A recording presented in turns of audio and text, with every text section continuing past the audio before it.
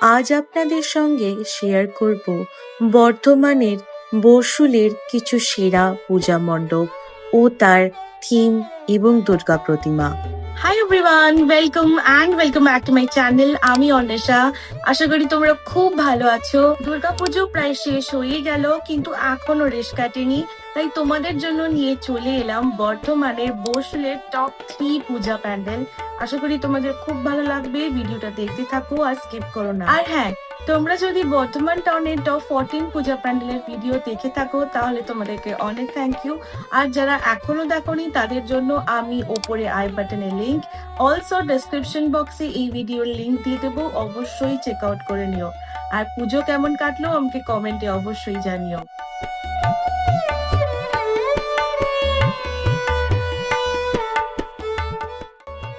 প্রথমে রয়েছে বর্ষুল অন্নদাপল্লী সার্বজনীন দুর্গা উৎসব কমিটি। এবছর ওনাদের থিম বিসর্গ। বিসর্গ অর্থাৎ যেখানে স্বর্গ বিরাজ করে না, শুধুই থাকে ত্যাগ, দায়িত্ব ও ভালোবাসা।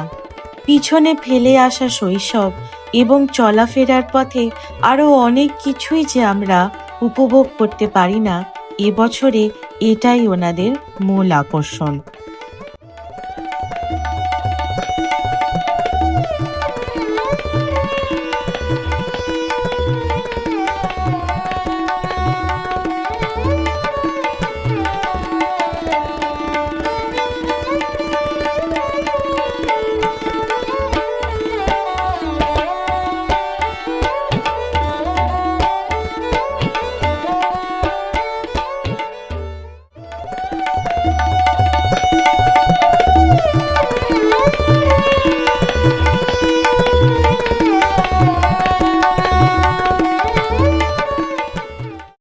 দ্বিতীয় নাম্বারে রয়েছে বর্ষুল জাগরণী ক্লাব। এবছর ওনাদের থিম নতুন করে ভাবায়, নতুন কিছু করে দেখায়। এবছর এই পূজা মণ্ডপের মূল আকর্ষণ হল ভারত মাতার বীর কন্যাদের ইতিহাস তৈরি করার গল্প।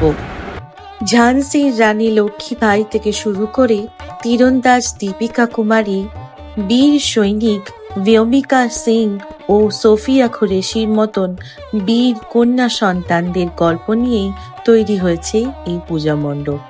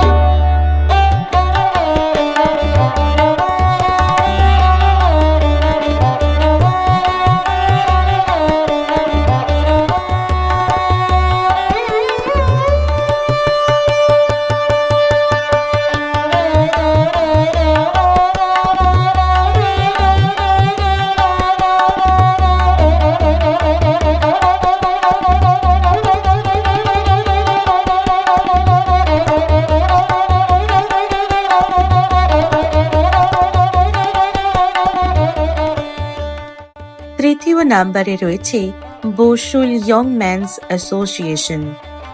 এবছর ওনাদের থিম ইন্ডিয়ান পার্লামেন্ট।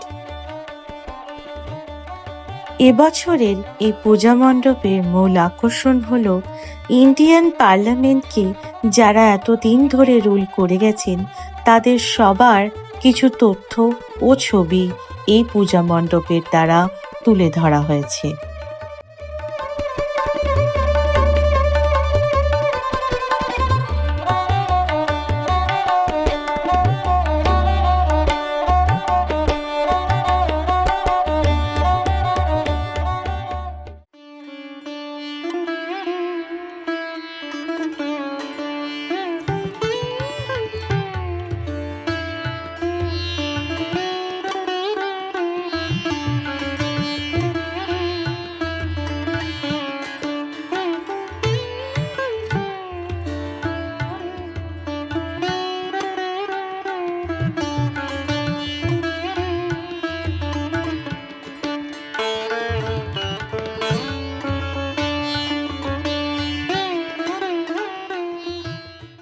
আশা করি তোমাদের ভিডিওটা ভালো লেগেছে।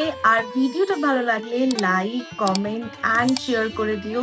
আর অবশ্যই আমার চ্যানেলটা সাবস্ক্রাইব করে না থাকলে সাবস্ক্রাইব করে নিও। আরো অনেক ভালো ভালো কন্টেন্ট তোমাদের জন্য আমি আনতে থাকবো। এইটুকুই, আবার চলে আসবো আরেকটা অন্য কোনো ব্লগ নিয়ে। বাই।